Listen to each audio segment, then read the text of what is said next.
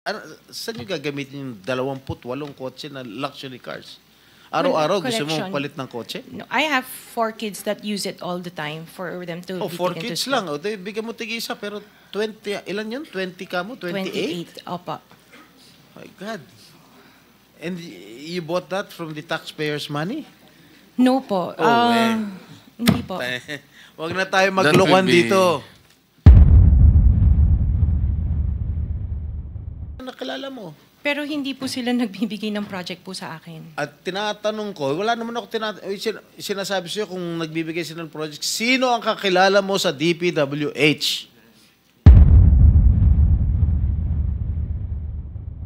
Madam Diskaya, saan nyo ba kinukuha yung mga coaching imported, mga luxury cars?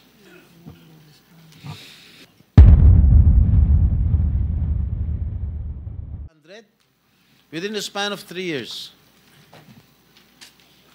I don't have the figures po. Estimate lang po, ballpark Give me a figure. ballpark figure. Siguro po mga 400 ganun. Siguro. I'm really not sure. Okay. I don't have the figures with me. Sa loob, sa bawat taon, ilang bidding ang sinasalihan mo? Marami po kaming sinasalihan na bidding. All flood control projects? No po. Ano pa yung mga projects? Buildings, kalsada, Nationwide or only in Metro Manila? nationwide po. Nationwide. All right. Pero yung bulk ng mga projects na award sa ng DPWH, mostly sa Metro Manila. Am I correct? Hindi po, sa probinsya po. Sa iba-ibang lugar. No, the bulk of your contracts. Here in Metro Manila? No po, outside Metro Manila ang marami. Where outside? Where outside of Metro Manila? We have in Romblon, Cebu, Bohol, Bacolod, Zamboanga. Hindi naman po kami namimili ng lugar. Migos Project? Wala po. Sigurado ka? Opo, Kaya definitely. ka dahil pag meron kami ma-discover na may ghost project, pakukulong kita rito. Minimum totoo. Wala po talaga. Meron ka mga pictures na lahat ng mga proyekto ginawa mo? Yes po, Nasaan? meron po kami. Lahat ng mga 400 projects, meron kang litrato? Yes po. O i-submit mo rito sa committee. Okay po. Okay. Sa mga bidding na sinasalihan mo ng mga kumpanya mo, itong siyam na kumpanya, ilang beses kayo nanalo? At ilang beses, kung natatalo rin kayo sa Actually, bidding, I ilang don't beses kayo have the natatalo? actual figures, pero sa napanalunan, very minimal lang po talaga, mga 2%. Pero ang dami namin projects po na sinasalihan na bidding. So, sa loob ng isang taon, pag nagbibidding isang kumpanya mo, halimbawa itong ano ba yun? Yung Alpha Phi Omega, ilang beses kayo nagbid sa isang taon at ilang beses kayo nanalo? Madami po kaming sinasalihan. I really don't have the figures right now, You know, but I if can... you come here, you have to come here prepared. Yes You do po. not come here unprepared. Alam mo na, tatanungin ka eh. Ikaw sikat na contractor, papa-interview ka. Oh. You have to come here prepared. Your Honor, I am prepared for the flood control projects that you are mentioning. I have the statistics of how many I bidded and how many I lost and how many I won. Okay. You mentioned it to us right now.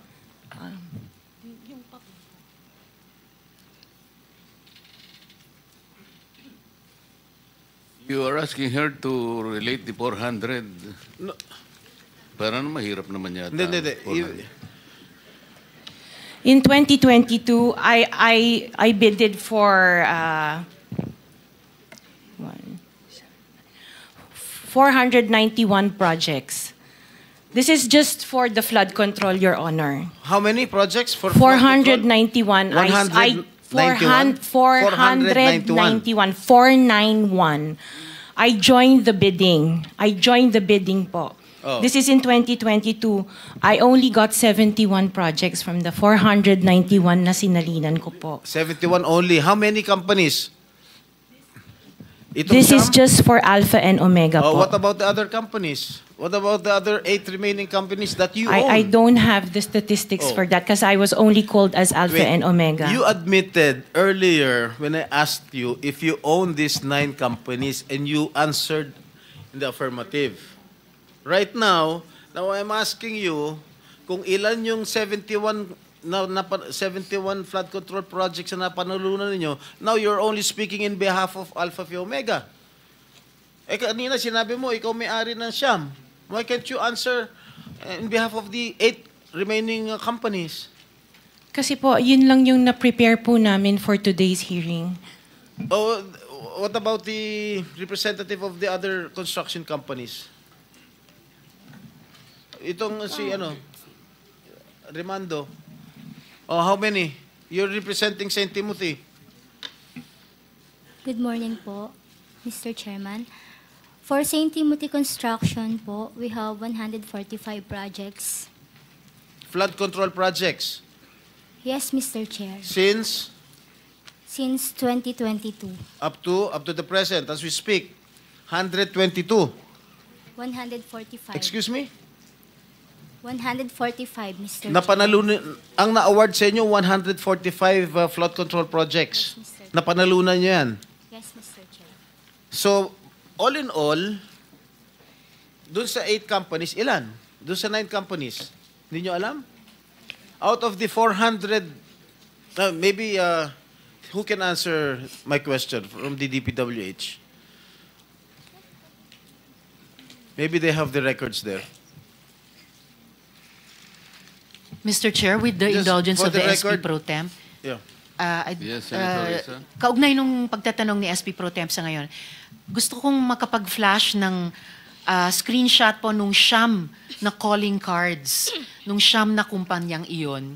Calling card po ni Mr. Curly Discaya, na asawa po ni Ms. Discaya. So, mag-asawa po, dapat alam po nila in greater detail itong mga kumpanyang ito. Ito po, Mr. Chair, SP Pro Temp. Siyam na calling cards nung siyam na kumpanya, lahat sa pangalan ni Pacifico o Curly Discaya. So dapat po mas alam po both ni Ms. Sara Discaya at Ms. Roma Discaya Rimando ang mga detalye na tinatanong ni SP Pro Temp. Salamat, Mr. Chair, Thank you, at SP thank Pro you, Temp. Senator Risa. Okay, for the record, yung may-ari ng St. Gerard Construction, nandun yung pangalan ng asawa mo, Pacifico Discaya. Okay?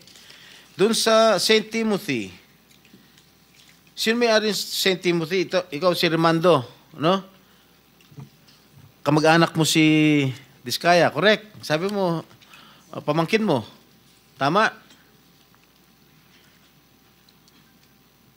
And who is this Maritoni Miligrito, the owner of Elite General Contractor? Who is this? Answer. Pinsan ko po, Mr. Chair. From the left pocket to the right pocket. St. Matthew. Nandito yung asawa mo, Pacifico Discaya. Great Pacific. Oh, ikaw, nandyan ang pangalan mo, oh. Si Sara Rowena Discaya. Kaya hindi mo mapapagkaila, eh. YPR General Contractor. Nandito rin ang pangalan mo. Miss Sara, alam mo, huwag ka magsisinungaling, ha? Amethyst Horizon. Sino si Amethyst Horizon? Sino si John Brian Eugenio? Who is he? Sagutin mo, Miss Rimando. I didn't know, Mr. Chair. Madam Sara. He's one of our employees. Oh, dami. Waymaker. Sino si Gerald William Discaya? He's my eldest son. Okay. Alpha Phi Omega, yan, asawa mo. So, you confirm, lahat ng siyam na yan, ikaw ang may-ari. Tama? Part owner po. Part owner. Okay.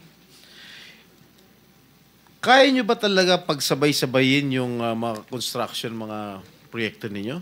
Paano nyo nagagawa ito? Yes po, we have sufficient employees naman that can carry out and execute the project. Okay, ilan ba yung mga empleyado ninyo?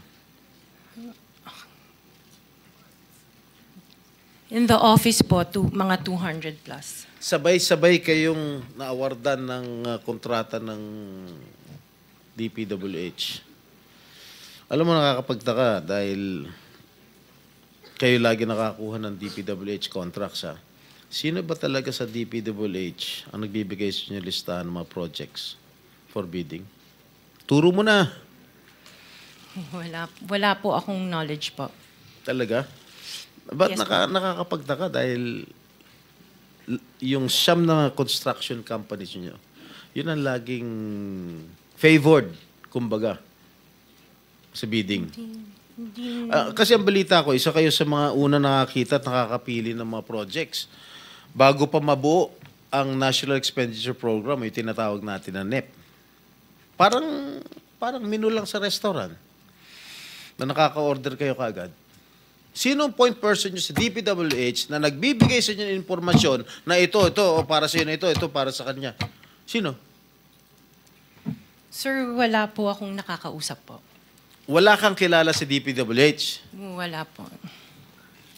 Hindi kami maniniwala niyan, wala kayong kilala sa DPWH. Meron ako yung mga engineer, yung mga district engineers siya. Yun mga pala. Sino yung mga district engineer na nakilala mo? Pero hindi po sila nagbibigay ng project po sa akin. At tinatanong ko, wala naman ako sinasabi sa'yo kung nagbibigay sila ng project, sino ang kakilala mo sa DPWH? Sila, mga DE po. DE Yeah, okay. ng... Sabi mo, sino? Teka sandali. DE ng Laguna, Sino DE nga? ng... Banggitin mo yung pangalan. I can't remember their names kasi I don't transact on Okay, behalf of the DE ng companies. Laguna. Sino pa? DE ng Bulacan, DE ng... Is he here? Nandito ba? Yung DE ng Laguna, DE ng Bulacan, nandito ba? DE ng Bulacan nandito. Okay, paano nyo nalalaman ang mga projects for the bidding? Sino ang nagbibigay ng listahan sa'yo? We don't have a list. Naka 6 minutes ka na, erap.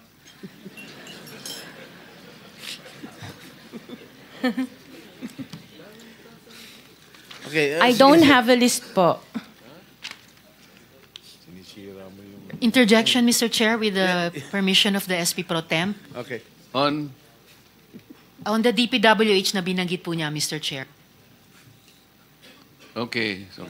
Salamat, Mr. Chair, SP Pro Temp. Dahil natatanong po ni SP Pro Temp ang DPWH din in connection sa mga diskaya.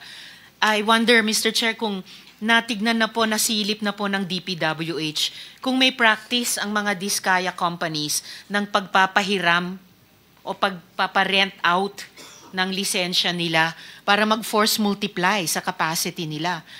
Para kahit 200 lang daw ang staff sa opisina, kaya nilang mag-implement ng 491 projects or 71 projects, 145 projects in any 1 year. I wonder, Mr. Chair, kung nasilip na po yun ng DPWH. Incidentally, Senator Risa, you are the next interpellator, so you may want to continue with your 5 minutes. Thank you. Will do. Thank you, Mr. Pinatapos Chair. mo na ba ako, Chair? Ha? Okay. One last question, if I may. One last question, Mr. Chair, Senator Risa. Madam Diskaya, saan nyo ba kinukuha yung mga coaching imported, mga luxury cars? Saan mo binili? Sa dealer po. Sino dealer? Dito, local? Local dealer o sa abroad? Freebell Enterprises tsaka yung isa Auto Art. Dito, sa Pilipinas? Yes po. Hindi ka nag-import? No po. Dito, may dealer ng mga Yes po. Rolls-Royce. May dealer ng Rolls-Royce meron dito. po. Ano pa yung mga ibang luxury cars mo? Yung anong tawag dito, yung Cadillac and the GMC. Cadillac Escalade, ganon? Yes po. Oh. The GMC. Yun lang. Sinong dealer? I mentioned earlier, Freebell Enterprises and Auto Sa Art. lahat ng kotse mo, yun ang mga dealers mo? Dalawa lang sila Dalawa po. yung dealers mo? Yes what, po. What other luxury cars do you own? Yung iba dito na, the Maybach. Dito ko Maybach, na binili. Mercedes. Yes po. And then, yung iba, dito na rin yung Range Rover. Bentley. The Bentley dito na rin O, po. paano kayo nagka-interest sa kotse? Saan nyo gagamitin yung 28 kotse na luxury cars? Araw-araw gusto mo Collection. palit ng kotse? No, I have 4 kids that use it all the time for them to Oh, be 4 taken to kids school. lang. O, bigyan mo tig-isa, pero 20, ilan yun? 20 ka mo? 28? 28, opo. My God. And you bought that from the taxpayers' money? No po. Hindi po. Wag na tayo That maglokohan will be- dito. Let's allow our people to decide on that anyway. Just Senator linawin na yung pangalan. Senator Risa, sorry nagkamali ako. Chairman, Si- just the 2 names of the dealers. Dealer ako ng kotse, kaya ako alam yan eh. Sino yung dalawa? Pinagkukunan mo ng luxury cars? Free Bell Enterprises Ha? and Free Bell Enterprises Free Bell. and yung isa Auto Art. Auto Art. Yes Okay. po. Thank you. Sen Risa, sorry kasi nalagpasan ko si Senator Bato pala. Kung gayon, Mr. Chair, I will wait. Pero kung gayon, Tapos- ma-follow up ko lang ngayon yung naitanong ko kay DPWH bago po. But Mr. Chair, pagkatapos nyo ma-ascertain na base sa 3 dokumentong yon, may capacity nga po sila. Did it ever occur to the department before na baka pinaparent out nila or pinapahiram nila yung mga lisensya nila? Naisip po ba yon ng department dati? At sinimulan na po bang tignan o investigahan po iyon, Mr. Yes, Chair? Your Honor, we take into a look actually the capacity and capability of the contractor. Now, in the field, there are certain components of the projects that may be locally implemented. But again, Your Honor, at the end of the day, it will still be the responsibility of the contracting party. So, Mr. Chair, posible po locally, Yes. at least locally, na may mga parte ng proyekto Yes. na para doon pinapagamit ng Diskaya companies yung kontrata o lisensya nila para ibang construction company kahit locally ang gumagawa. It might be, Your Honor. Might be. I'll just pursue that during my turn Mr. to question, Mr. Thank Chair. you, thank Salamat you. po, Mr. Chair. Before you